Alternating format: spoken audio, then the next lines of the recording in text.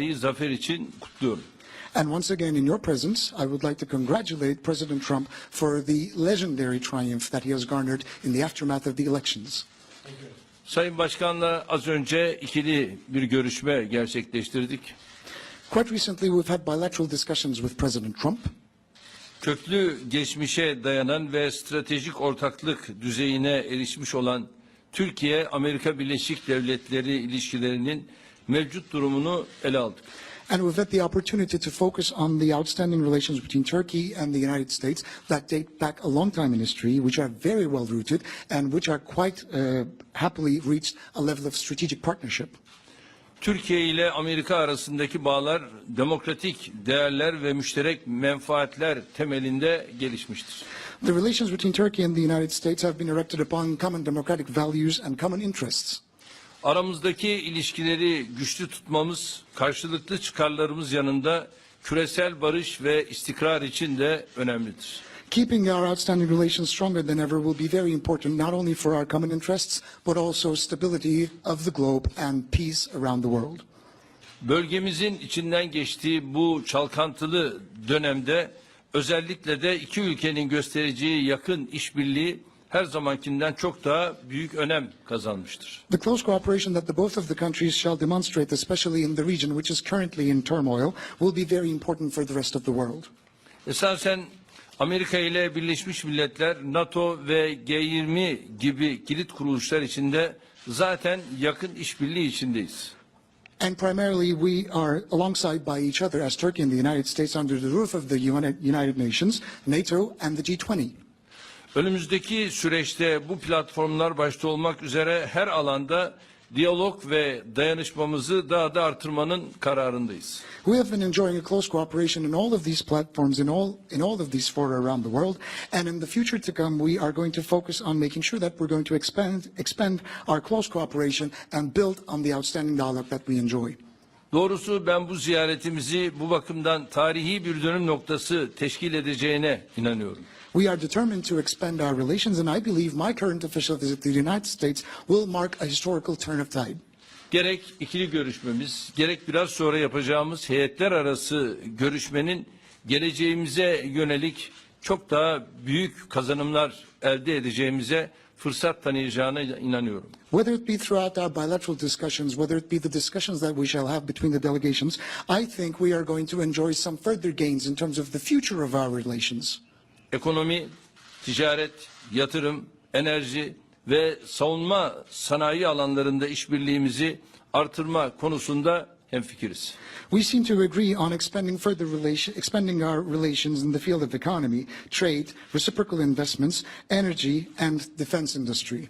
DAEŞ başta olmak üzere bölgemizdeki tüm terör örgütlerine karşı müşterek bir dayanışma ortaya koymamız büyük önem ifade etmektedir. It is going to be very important for us to forge a close solidarity and cooperation in the field of fighting terrorism, primarily with Daesh and all the other terrorist organizations in the region.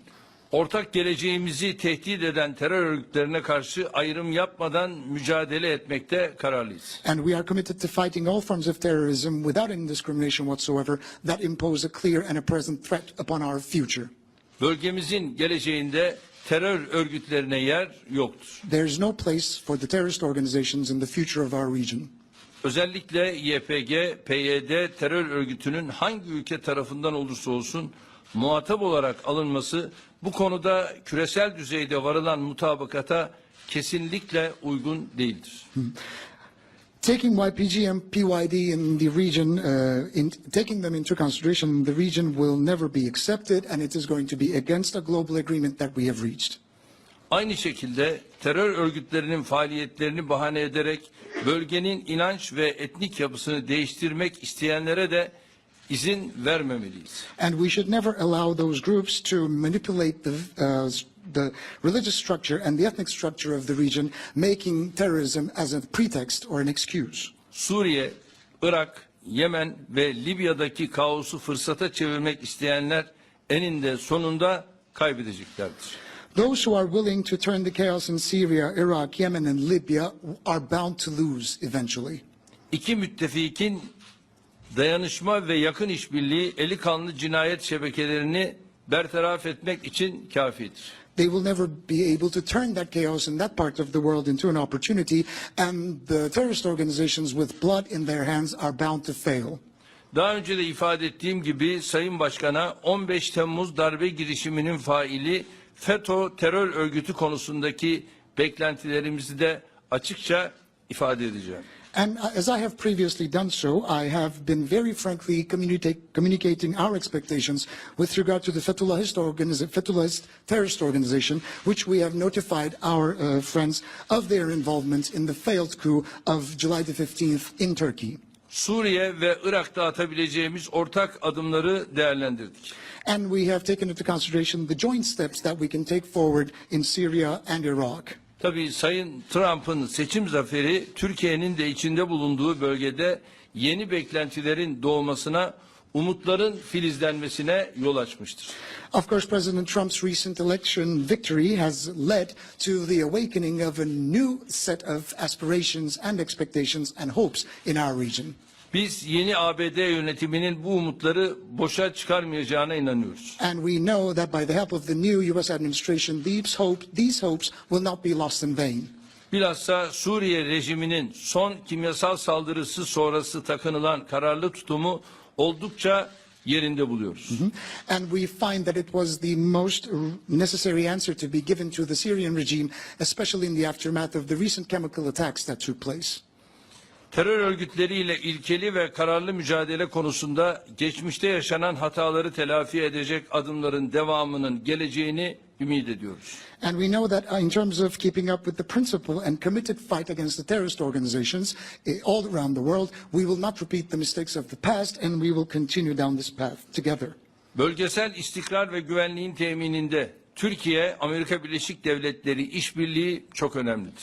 In the restoration and the establishment of stability and security of the region in question, the alliance and the partnership and cooperation between the United States and Turkey is of vital importance. Sayın Trump ile istişarelerimizi yoğunlaştırma, işbirliğimizi bundan sonra da kararlı bir şekilde devam ettirmenin inanıyorum ki kararlılığı içindeyiz. I hope and pray that both of us will be committed to expanding further our cooperation in the future, along with consulting each other more frequently. Bugün temelleri atılan yeni dönemin ülkelerimiz açısından hayırlara vesile olmasını diliyorum. We are laying the foundation of a new era between the two countries in terms of our relations. I hope and pray that this new administration will bring forth auspicious results for the relations. Sayın Başkan'a nazik daveti ve konukseverliği için teşekkür ediyorum. Kendilerini de en yakın zamanda ailesiyle birlikte ülkemde ağırlamaktan memnuniyet duyacağımı ifade etmek istiyorum. And I would like to thank President Trump for his very kind and cordial invitation, and I'm looking forward to hosting him in Turkey along with his entire family.